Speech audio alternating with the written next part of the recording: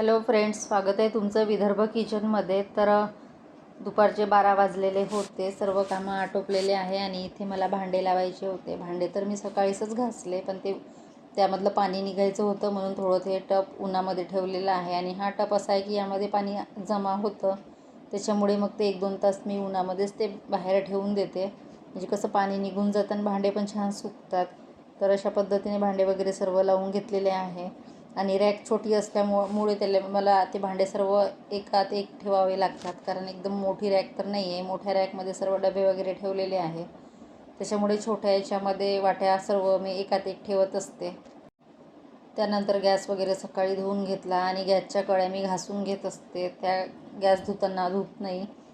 आणि त्यानंतर इथे मला देवपूजा करायची होती. देवाची ओटी करून घेते आधी, नंतर मग स्वयंपाक करणार.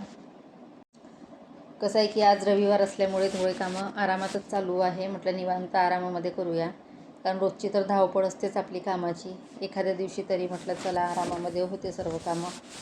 सकाळी नाश्ता झाला, त्यानंतर बाकीचे कामं झाले की मग दुपारच्या वेळेस स्वयंपाक थोडा उशिराच होतो. साधारण 2 ते 2:30 वाजता जेवण होतंच मग आमचं रविवारी. स्वयंपाकाच्या आधी देवपूजा करून घ्यायची. देव वगैरे धुवून घेतले की मग स्वयंपाकच राहतो, बाकी मग कामं होऊन जातात सर्व. तर हा पंखा मी मथुरेवरून आणलेला होता, मोर पिसाचा. तो मला सेलोटेपनी चिपकवायचा आहे, कारण तो खूप वेळा पळतो. जेव्हा देवाची गादी सरकवते तेव्हा तो पळून जातो, त्याच्यामुळे मग तो सेलोटेपनी चिकटवला की तो इकडे तिकडे पडणार नाही याचा खाली. त्यानंतर इथे देव वगैरे धुवून घेते. सध्या आमच्याकडे पावसाचं वातावरण छान आहे. म्हणजे पाऊस तर इतका येत नाही, पण थोडंसं थंडावा जाणवतो. 2 आठवडे झालेत तर असं इतकं गरम जाणवत नाही. आणि थोडाफार पाणी येतो, अगदी कमी. आभाळ तर भरपूर येतं, पण त्यापेक्षा पाणी कमीच येतो. पण वातावरण छान आहे, येईल पाणी.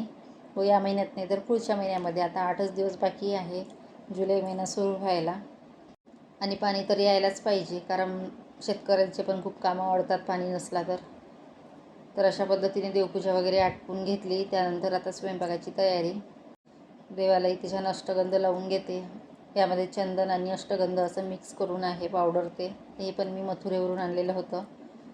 तर बरं आहे ते चंदन फक्त लावण्यापेक्षा यामध्ये थोडं अष्टगंध ॲड केलं की ते छान दिसतं.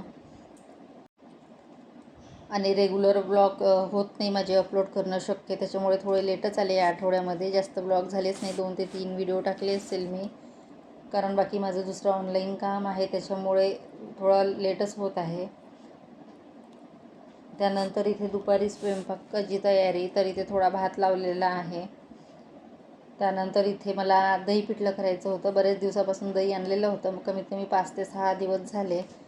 तर 1-2दा कढी केली, कारण अर्धा लिटर दही आणलेलं होतं. एवढं दही तर लागत नाही 3 माणसाला, म्हणजे एवढ्याची कढी आम्हाला लागत नाही, त्यामुळे मी 2-3दा यूज करते अर्धा लिटर. 2दा कढी केलेली आहे.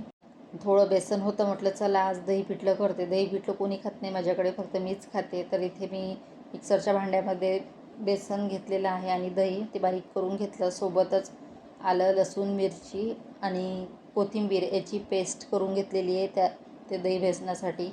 त्यामध्ये अर्धा टोमॅटो घातलेला आहे. टोमॅटो अर्धा चिरलेला होता. सहसा तर मी वापरत नाही दही पिठल्यामध्ये, तर म्हटलं तो अर्धा टोमॅटो कुठे ठेवायचा, म्हणून मग म्हटलं चला वापरते याच्यामध्ये.